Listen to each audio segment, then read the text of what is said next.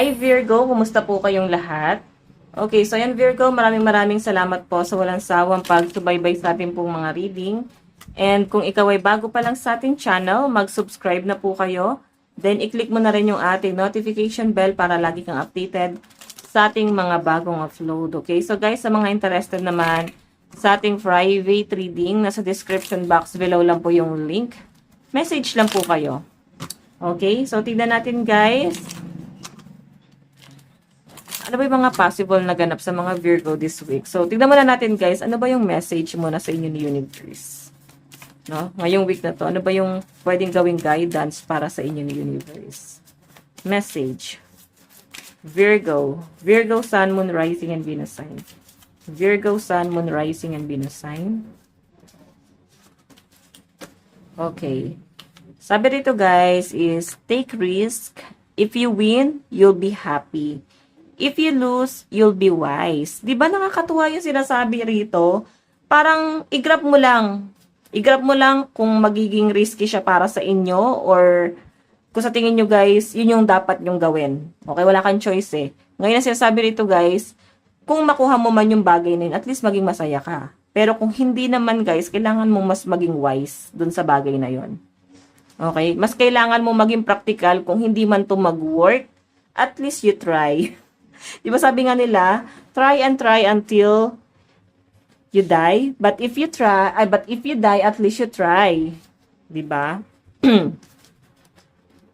Di ba? At least walang masasabi yung mga tao sa inyo kasi ginawa mo naman, ginampanan mo naman yung obligasyon mo.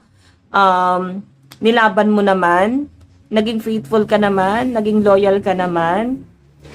Ginawa mo yung best mo or ginawa mo yung role mo para dun sa bagay na yon. Pero ngayon, kung may masasabi sila sa inyo, at least naging matapang ka dito. Hindi ka naging duwag. Parang ganon. Okay, tignan natin. Additional message. Ano yung mga possible na ganap sa mga Virgo this week? Virgo, Sun, Moon, Rising, and Venus sign. Virgo, Sun, Moon, Rising, and Venus sign. Oh, ending and new beginning. So, may matatapos, pero at least, may bagong cycle na paparating. Medyo mabigat lang guys yung ending na nangyayari sa buhay nyo ngayon. Medyo, kasi paalis ka na dun sa old cycle eh. Okay, bagong cycle na yung paparating sa inyo. Okay, so ibig sabihin guys, kung parang transition yung nangyayari. So, ngayon, kung papunta ka na dun sa bagong cycle at hindi nakasama yung mga tao, bagay, or mga sitwasyon, ine-end na siya guys sa old cycle. Sabihin, hindi na talaga sila kasama ron. Ibig sabihin, part lang sila ng dati mong cycle. Part lang sila ng dating ikaw, pero ibang tao ka na ngayon. So, kailangan mong umusad, kasi parang leveling yung nangyayari sa buhay nyo rito guys. So, kailangan mas maging practical and wise ka na. Okay? Medyo mabigat lang yung nagiging challenge. Sobrang risky talaga. Pero sabi nga rito guys, at least ginawa mo yung part mo. Okay? Wala na silang masasabing pangit pa sa inyo. Okay? Tignan pa natin. Virgo, Sun, Moon, Rising, and Venus sign. Virgo, Sun, Moon, Rising, and Venus sign. Meron tayong The World. Ending to guys, no? Pero ito kasi is moving forward. So, kailangan mo na mag-move forward dyan. Kailangan makaisip ka ng mga bagong plano, paraan. Huwag ka masyadong ma-stuck dun sa old cycle. Huwag ka ma-stuck dun sa problema. Kailangan at least maging masaya ka. At sabi nga is maging wise ka. So, ito guys is move forward. Kailangan mo pa rin mag-move forward kung ano man yung nangyayari sa inyo ngayon. Okay, tignan pa natin.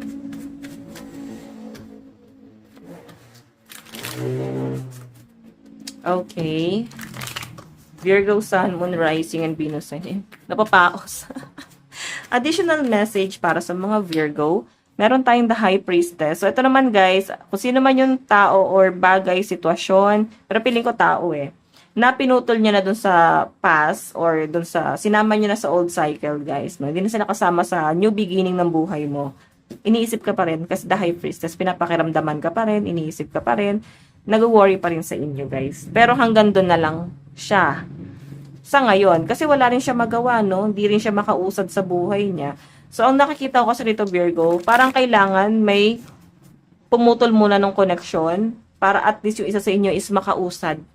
Ganun po yung nakikita ko. Kailangan may mag-give way kung bakit siya nangyayari. So, kailangan guys, positive ka pa rin kung bakit nangyayari sa inyo to. Okay? Pwede ka magalit, pwede ka mainis, pero isipin nyo pa rin guys, ano ba yung nagawa para sa inyo? Meron tayong family. Ayun no.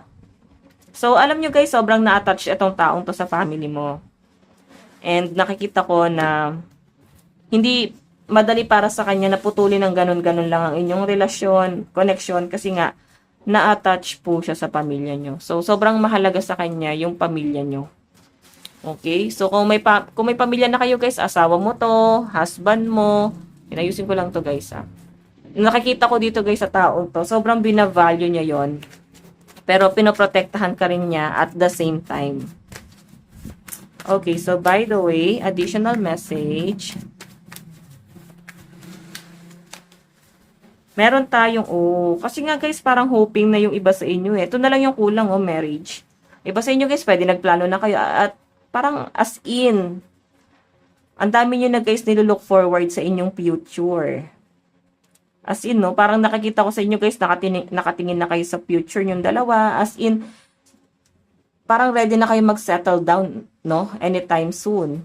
Like, parang may nag-propose na nga dito, engaged na siguro kayo, tapos parang ang nangyayari guys is hindi nagiging maganda yung impact. Ngayon, Ace of Pentacles, ang nakikita ko dito guys, pwede nagiging issue is yung pera or yung mga opportunity. Gusto niya siguro buuin mo yung sarili mo muna or at least chill ka muna dyan. Ayaw kanyang mapahamak. Parang nakatanaw na siya guys sa bagong buhay. Okay. Again, additional message para kay Virgo. Ayan. Kailangan Virgo, mas maging matalino ka ngayon. Kung may mga nawawala na sa buhay mo ngayon, maging matalino ka. Oo.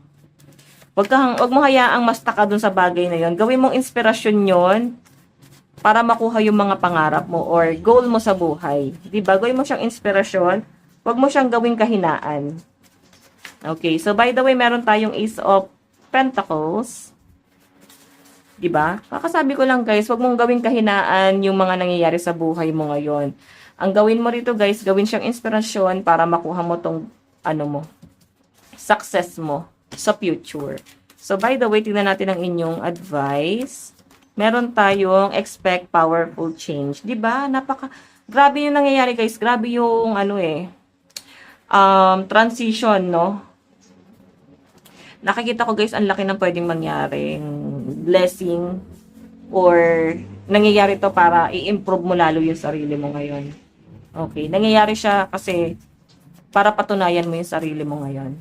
Okay, parang tinanggal or inalis ka dun sa bagay na napakahalaga sa inyo para mabuo ka bilang isang better person.